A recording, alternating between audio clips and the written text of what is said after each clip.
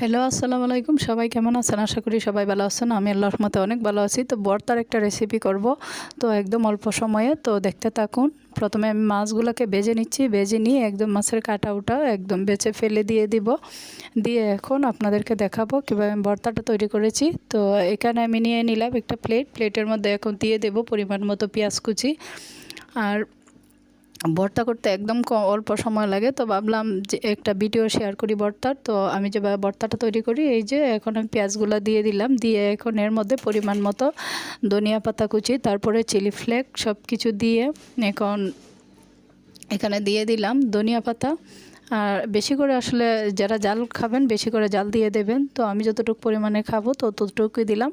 দিয়ে এখানে লবণ দিলাম পরিমাণ মতো লবণ দিয়ে এখন ধনিয়া পাতা কুচিটা দিয়ে ভালো করে হাত দিয়ে একদম ডলে ডলে মেখে ভর্তাটা তৈরি করে নেব। যারা আমার পেজে নতুন, প্লিজ পেজটা ফলো দিবেন। আর ইউটিউব চ্যানেলে যারা দেখেন অবশ্যই আমার চ্যানেলটাকে সাবস্ক্রাইব করে নেবেন। আর এই রুই মাছের ভর্তাটা আজকে আপনাদের সঙ্গে শেয়ার করলাম।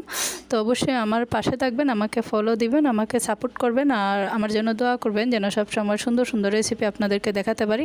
তো এখন আমি ভর্তাটাকে সুন্দর করে একদম ডলে ডলে মেখে আমি ভর্তাটা বানিয়ে নিচ্ছি। তো যে কোনো মাছ দিয়ে এভাবে মাছ ভেজে তারপর কাটা বেছে ফেলে দিলে এই মাছের ভর্তাটা খেতে ভীষণ ভালো লাগে। আর সরিষার তেল দিয়ে ভর্তা, যে কোনো ধরনের ভর্তা কিন্তু এমনিতে খেতে ভালো লাগে। তো এই তো মাছটা দিয়ে সুন্দর করে ভর্তাটা তৈরি করে নেব।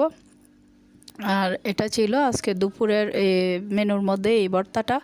তো অবশ্যই যারা বাসায় দুপুরে রান্না বলেন আর যে রান্নার সময় একটা ভর্তার আইটেম রাখলে অনেক সময় দেখা যায়, অনেক সময় তরকারি যদি ভালো না লাগে তো ভর্তা একটা আইটেম থাকলে অনেক ভালো হয়। আর ভর্তা দিয়ে এমনিতেও অনেক বেশি খাওয়া যায়। আমার তো ভর্তা হলে আর কিছু লাগে না। তো দেখুন সুন্দর করে ভর্তাটা বানিয়ে নিলাম। তো সবাই ভালো থাকবেন, আমার জন্য দোয়া করবেন যেন সুন্দর রেসিপি দেখাতে পারি। আল্লাহ হাফেজ।